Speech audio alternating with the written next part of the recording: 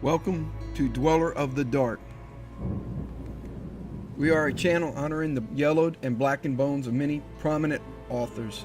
We will be digging up several obscure, strange, and forgotten authors who influenced many of the great horror, science fiction, and fantasy writers today. Comment below if you like. If you have authors that you'd like to see recognized, list them in the comments or contact our author page. Subscribe for more tales of the horrifying, obscure, strange, and forgotten in the future. We have quite a collection climbing out of the tombs. If you like any of our tales, hit the like button below.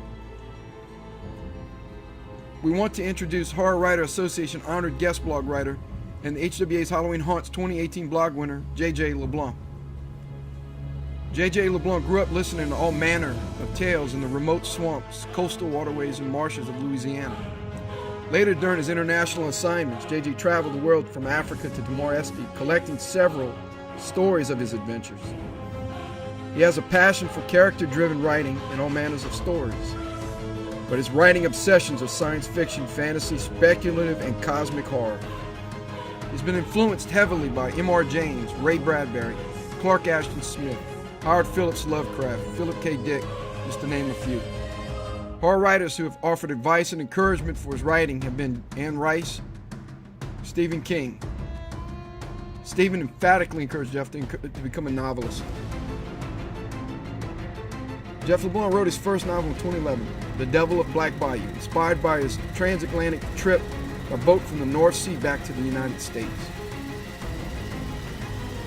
He currently has 3 novels, 2 anthologies, and hundreds of short stories he's collected into anthologies, and working on many, many more.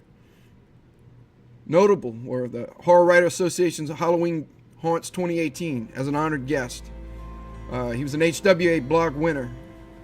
He got accolades from the creator of the National Dark Poetry Day, Peter Adam Solomon, for his poem Wings of the Seraph.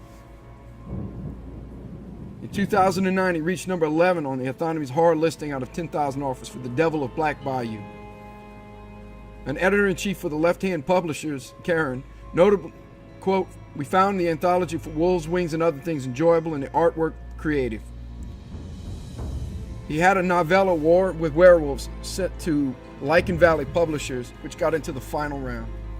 Current projects are Dark Regions Contest, Sad Man, Three Eye Burning Low, Tangled is the Web, Parsecs, his story In Waning Light.